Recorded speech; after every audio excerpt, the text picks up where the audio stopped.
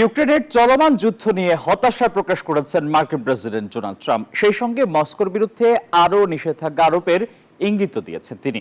এর মধ্যেই থেমে নেই দুপক্ষের হামলা। মঙ্গলবারও ইউক্রেনের লুটস্ক শহরে বিমান হামলা চালায় রাশিয়া। অন্যদিকে কুরস্ক অঞ্চলে ইউক্রেনীয় বাহিনীর হামলায় নিহত হয়েছেন ৩ জন। মার্কিন প্রেসিডেন্ট হিসেবে দায়িত্ব নিয়ে ২৪ ঘন্টার মধ্যেই রাশিয়া ইউক্রেন যুদ্ধ বন্ধ করবেন এমনই ঘোষণা দিয়েছিলেন ট্রাম্প। ক্ষমতায় এসে যুদ্ধবিরতি কার্যকরে বেশ কিছু পদক্ষেপও নিয়েছেন তিনি, তবে শেষ পর্যন্ত তা কাজে আসেনি। উল্টো চলছে দুপক্ষের হামলা পাল্টা হামলা।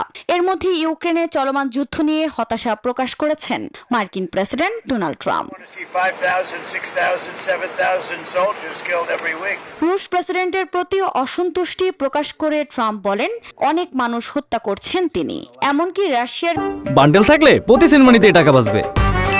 বিকাশ সেনমানি বান্ডেল কিনে জিতুন প্রতি লেনদেনে। বিরুদ্ধে যুক্তরাষ্ট্র নতুন করে নিষেধাজ্ঞা আরোপের কথা ভাবছে বলেও ইঙ্গিত দিয়েছেন ট্রাম্প।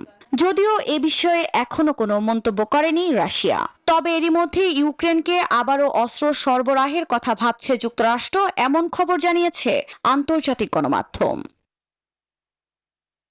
এ পরিস্থিতিতেও থেমে নেই দুপক্ষের হামলা পাল্টা হামলা।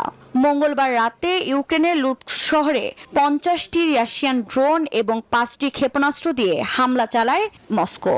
2 লাখ মানুষের বসবাস করা এ শহরটিতে এটাই রাশিয়ার সবচেয়ে বড় হামলা বলে জানিয়েছে অঞ্চলটির মেয়র।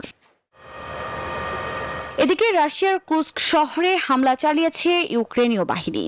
এতে বেশ কয়েকজন হতাহতের খবর পাওয়া গেছে। আফরিন মৌ, নিউজ 24।